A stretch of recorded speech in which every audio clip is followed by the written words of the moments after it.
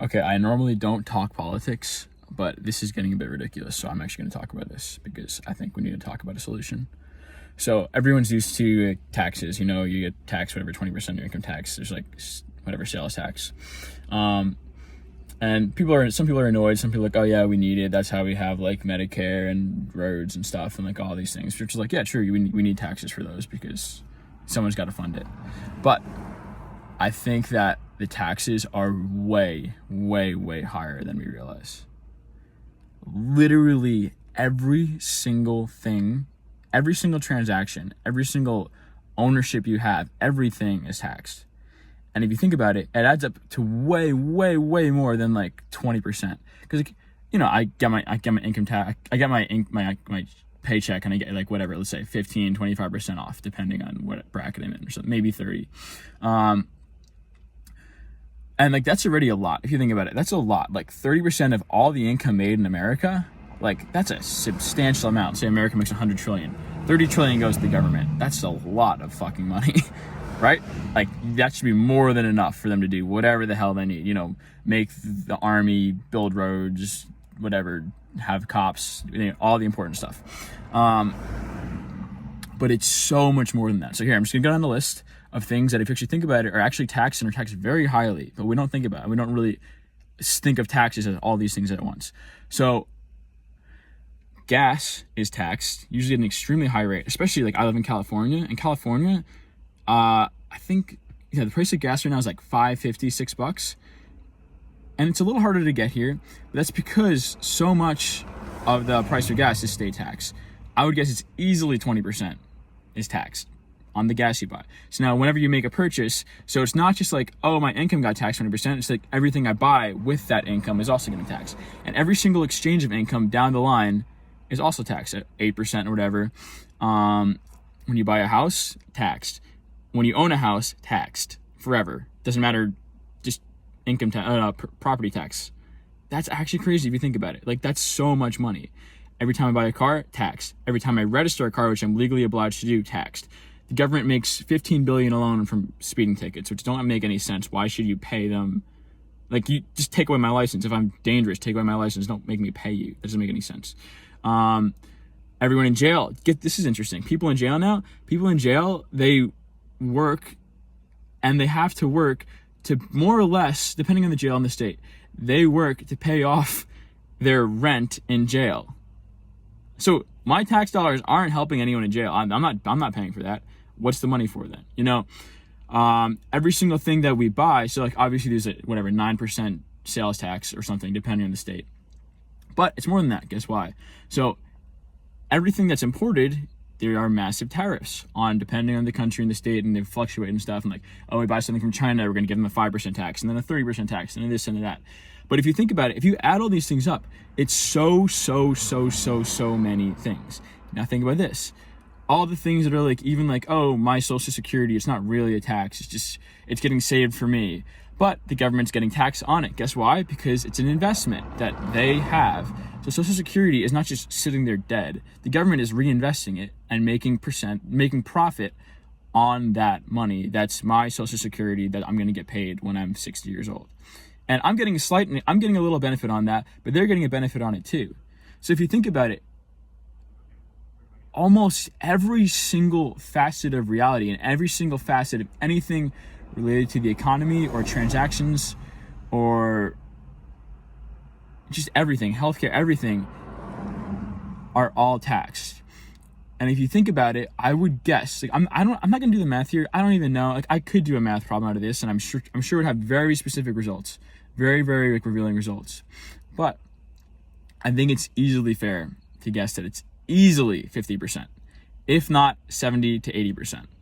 If you think about the actual money, not that ends up in my pocket, but of the actual spending value that we have as just citizens, like we still have a moderately high spending value just because America's filthy rich. But think about how much more, think about proportionally how much more the government gets of that cut. If you actually think about every single transaction, every single thing you do has a drain on it. That exponentially adds up more and more and more and more. And if you think about it, my really good 100K paycheck, or something, not that I make, but like someone's really good 100K paycheck, actual spending value at the end of the day, after all of these other factors are taken away, is probably not that much. I would not be surprised if they're walking away with 45K actual spending value after they have to pay for their house and their this and their car and their this, and every single thing they buy is tax, and they're paying for this guy's healthcare. And after all that, guess what? They don't even get free healthcare after they spent more than half their income on the government. They don't even get free healthcare. They're paying obscene premiums and obscene rates and just everything for like an absolute joke of a scam of a, it's like every single thing in America is just not like. Here's something else interesting. So the bottom 50% of income, of household incomes in the United States own only 2% of the wealth. That's actually crazy. So if you take my income and like all the rest of like the young people and the families who aren't decently successful and combine all their wealth, that's 2% of the wealth of America. What the fuck? That's ridiculous. Okay, next thing. Top 3% of income households in America own 50% of the wealth. What the fuck? That's actually crazy. Think about that. And now go to 1% and it's like 30% of the wealth. The proportions don't add up. Here's something else interesting. Guess who doesn't get taxed? Anyone in the top 3% does not get taxed. Guess why? Because they just play more or less lending games in their own money. So instead of like, oh, I made $1 million this year, I have to pay 40% in it, let's say, hypothetically. What do? They say, oh, my company made $1 million this year, but I'm not going to spend my money. I'm just going to take a loan out against my own money, which is in my company. And then they get free money because loans are not taxed. So they basically, everyone in America, Bill Gates, Donald Trump, all these people who have billions of dollars, and the ones who actually like, it's like, I could almost be like, I could almost feel like whatever, everyone's getting taxed a lot, but at least everyone's getting taxed fairly. But the only people who are actually paying the taxes in America are the middle class. It's me and the guy who makes 100K working his butt off because he works like 100 hours a week. That's so not fair. And every single rich guy who sits on his ass and does nothing and just has reinvestment schemes pays nothing. And it's an actual joke. It's really ridiculous if you think about it. Something else important I was going to say. Yes, this is crazy important. Guess what? 100 years ago, 1915, income tax was illegal. And all these taxes were illegal. Sales tax was not a thing. Do you think there was someone going around checking credit card companies like, give me 1 cent on every dollar you spend, or 10 cents on every dollar you spend? No, that wasn't a thing. That was not a thing. There's no way you can enforce that, and there's no one did enforce it, but people got along pretty good enough. Obviously, we have a lot more benefits now, like at least some fail-safes, which are very important, and I agree, we do need. I'm not saying we should go back to 1915, but I think that this shows something about how much ground the government has taken so far as taxes go. It's actually ridiculous. And then here, 1915, income tax was finally introduced as being legal. Guess what the rate was? The rate was 1%, not 25, 1%, and only on the top 5% of income earners in the country, which were people who made over $3,000 a year, which is the equivalent of 100K nowadays. So that's the same as if nowadays, if only the people who made over $100,000 got taxed, and their tax was 1%, so they only paid $1,000. That's what it was 100 years ago. And then over that 100 years, until we get to now, 2026, or 110 years, they've just been ramping it up little bit by little bit by little bit, but not really little bit if you think about it. And yeah, that's really it. I'm not here to complain. I'm not here to whine and rant and whatever. I'm trying to more or less raise awareness to like something that's actually a significant problem, because the amount that we are putting into the government and giving the government does not benefit our lives in the same way. Everyone's going on about, oh, Europe has free healthcare, but that's because their tax so high. No, their income tax is higher than ours, but the other taxes are not. They don't have sales tax. They don't do that. That's fucking gay. Sorry. They don't do sales tax. They don't have all their gas tax. They don't have all these endless, like double, triple step back taxes.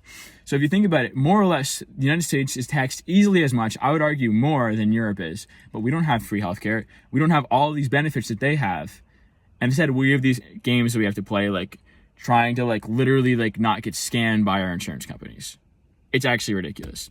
And again, I'm not here to rant. I'm here to say we need to talk about solutions, and then we need to actually analyze and be like, what are good solutions, and then start enacting them. Because if not, this is just going to get exponentially worse. As AI gets integrated, as technology becomes more powerful, as the government becomes more power hungry, which they do, the more money you have, the more you want more money, and the more your goals get bigger, and the more advanced security like we have and stuff, and the more power the government has to analyze and control every facet of income, the more the government will actually enforce, like to the point of being absurd, taxes. And we've seen this in so many other moderately corrupt countries throughout the last 100 years. Look at China right now. Yeah, and basically we do not want to end up as China. That is why I'm saying this. So this is a conversation that is actually extremely important, and we need to actually confront it. And it's very easy to not confront this conversation because it sounds so complicated and because there's so much noise and drama and political jargon and legal jargon around it. But we have to face this, or else we're going to end up in a really shitty place 10 to 15 years from now or less. So yeah, please just get this out there.